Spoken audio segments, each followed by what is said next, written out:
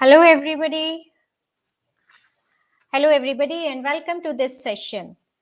I am Dr. Pallavi Gupta, Regional Head of Learning and Education for ACCA India. And I know we are only left with almost 10 to 15 days for your FR exams. So I'm sure all of you must be neck deep in your preparations now. We are here today to talk to you about FR exam experience from one of your peer. So we have with us Zankar, a student of ACCA who is currently giving strategic professional level exams. She has already cleared her FR exam, and that's very obvious when she is giving strategic professional level exams. Today, she will share her story and tell us how interesting or challenging her FR journey was and how she got through that journey. So, Zankar, we will lead it in a conversation mode. Allow me to ask some questions from you. Sure. Firstly, Hello, what? everyone. Yes. Firstly, what was your motivation for joining ACC? Back to basics. What was your motivation for joining ACC? Yes, so, uh, you know, uh, giving 12th, I took commerce, of course, and I always wanted to be a chartered accountant. I have my sister who was chartered accountant, but then I saw her like the years and years that she gave, and also that exam coming only once year and everything. So I really wanted to be chartered accountant, but at a flexible pace. And that's when I also got introduced to ACCS. So flexibility and the scope of exploring and able to work and from different part of world maybe someday. So that was what actually inspired me to take ACCA. And Hmm, yes, so since then have been great. pursuing. So it was the flexibility and scope of ACCA which inspired you, and I think the audience which must be hearing it must be they would vouch for it that yes, ACCA is a very flexible. We are flexible, yet we maintain the rigor of the qualification. Okay, moving ahead a little bit, Zankar, you must have pursued this qualification along with your university and college exams. So how did you manage balancing between two? Because that's a real challenge which we see with our students. So basically, I joined the college that has integrated ACCA course, that is GCEC. I pursue my ACCA and my BCom honors from there. So they provide us certain exemptions, but I took only certain exemptions because I also wanted to pursue that BSc thing. So that's why I was giving FR. The one difficulty was because in my whole entire batch, only two of us, like one of my batchmate and me, we both were only giving this F7, F6, F8 papers. So it was little difficult, but the best part is since you are in a college where all your mentors, most of them are ACCA, it becomes very easy because the mentorship they give helped me a lot. And Hmm. also the other students are also studying the same course as yours, that actually keeps you going. But apart from that, one thing that I realized was starting from day one. So most of the students that are not able to clear ACC along with college is what I have learned is they push thing towards the end because initially there is lots of co-curricular activities are also going on in college. So that's one of my recommendations to those who are also doing college and giving FR or any other paper. Maintain the pace since day one, since you pick up the subject. And if you are working, I also used to do internship. Part-time internship is what I was doing. But since FR was one of my first paper that I was appearing for, I decided to not do the internship for last 20 to 25 days. So yeah, that's about me. So Hmm. yeah. Uh, I think, Zankar, if you allow to pick me of what you have said, if I like for this group, the essence is that you planned it well. You planned it Yes. really well along with the college. You are already giving them the tip for not deferring it to the end, which is part of the planning process. So I know these students, many of these viewers might be giving December 23 exams. So certainly they can plan for the future sessions.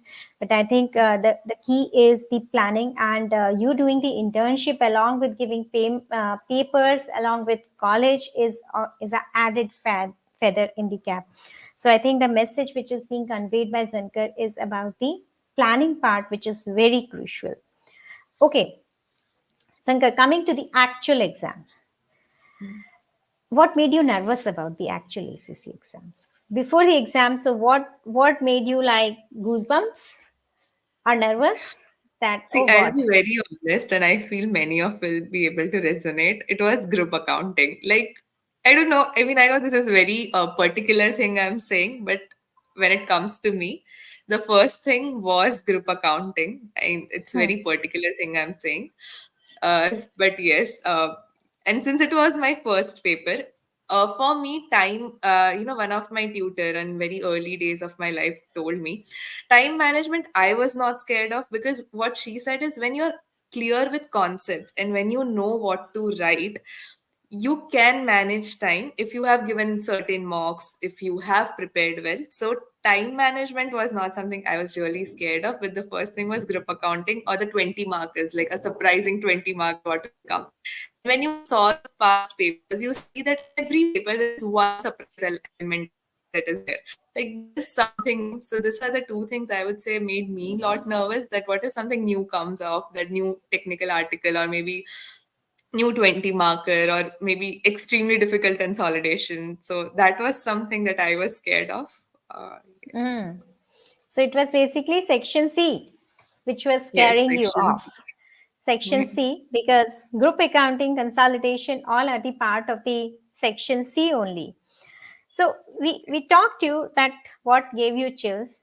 Then how did you handle that? You must have practice. overcome your fear. You have to. You Yes. have cleared your FR exams in first attempt. So how did you Hmm. handle that? I think that's the thing which would be helpful for the people, for your peers who are Yes. here with us now. So thing is, I my mentor assisted me a lot, and I at the end every student have to formulate their own strategy. So my strategy was, since section C was what scared me, and also if you go to ratios, right, and ratios while you are studying and you see the examiner's answer, they are so complex that you are scared that will you be able to write that question. So ratios Hmm. again was something that scared me. So what I did was I practiced a lot. Like I have practiced every single question of section C. Obviously, after 2014 15 papers. So I have practiced all of the questions, and once, twice, a lot of times. So I gave a lot of time to section C. I also gave mock exam before, like around 1 or 2. First was 2 weeks before the exam, and I cross checked with my mentor. So I guess practice is something that helped me the most. There is one recommendation I would like to give to most of the viewers here, that you can make the notes out of it. Those are important questions, because during as you proceed towards the end of exams, you cannot go through the entire question, right? So maybe just highlighting the key point of the section C important answers helps you a lot to have a quick revision at the end. So that's what helped me. And yeah, and it helped me at such a case that I gave the single entity question. I was Hmm. able to score 100%. And in yes, and in ratios, I was about to score around 85 to 90%. So the one that I feared the most, and I guess I practiced the most, so I was able to score good marks there. So, Hmm. That's very good to hear, Zankar. While you were speaking, I have noted a few points, and I would like to, for the benefit of the audience here, I would like to elaborate a little on that. You said you practice a lot. You practice a lot for the section C questions. Sometimes I have heard from the students, and it's a myth, but it would be good for the people on this call to hear from you. Practicing section C question a lot, is this that you practice for the concept, applying the concept, or were you expecting that the same question will come in the exam? no, you can never expect the same question will come in exam. I That is think this not what message I needs to be loud and clear. Yes. No, that's not what I mean to say, everyone. When I say that you practice a lot, your mind is now capable of thinking in a certain direction. That, oh, if this Exactly. question comes, this is how I'm going to sort out the data. That first I need to understand this. That's how I need to read a PNL or financial statements. That's how I need to go through the question. questions are never going to be same. There is a pattern, of course. I mean, nothing haywire comes, right? Like knocks out doesn't come, but there's no similarity in questions. So when you practice those questions, it becomes your the way of reading the question is what I guess becomes very easy. The question doesn't surprise you, like, oh, okay, how is Yes. this coming? So Exactly, exactly. this is I think I think the message from Shankar is very clear when she said that your mind behaves in a particular manner as expected for the exam. So that's the purpose of doing the practice. But dear students, don't ever expect that if you have done the full Kaplan kit, full BPP kit, you have done all ACCA study hub questions. It doesn't mean that questions will repeat from there. It's you have to practice to understand the concepts, to apply the concepts. The questions will never be the same, but as Shankar said, that your mind would be so tuned that those complex problems will break down by themselves and it will look simpler to you. So, so okay, also to add on to this, yeah, I when I go say on. I practiced a lot, not every time. Like again, to those who are appearing for the first time, like don't be scared. Not all the time I sat down on CBE platform and I wrote all the answers. No, that's not what I mean. I I have answered them only once in a proper maintained Excel sheet. But when I say I have done few times, the next time I don't sit and solve the entire with entire format. I just go through it, like I refer to it. So those who haven't done for many times, like don't be scared. Like I have not actually typed and answered it for a few times before the exam. So that's also Right. what I wanted to clear. Yeah, I think that's a good add here. So we still have today's 24th and FR exam is, I think if I'm right with the dates in my mind, it's 7th December. So we still have 10-15 days left for FR exam. And one more thing which Shankar, which I have picked from what you were saying is highlighting in your notes. I think that that's a very important point. Students, as Shankar said, every student has to make their own strategy because every student is different, capability is different, your strength and weaknesses are different. So we need to play on our strengths and we need to overcome our weaknesses. Okay, being conscious of time, I will move ahead. Shankar, we will you said that you gave mocks. You must have given the mocks using the practice platform of ACCA. So what were your realizations after giving the mocks? Excel sheet and CBE platforms is very different. So I even used it for practice. It's not that that was my first, but while you are actually sitting for those 3 hours, you understand that CBE platform and Excel sheets is something very different that needs to Hmm. be taken care of. Hmm. Second thing is usually what we do while practicing is we go through section A, then we go to section B, and then we go to section C.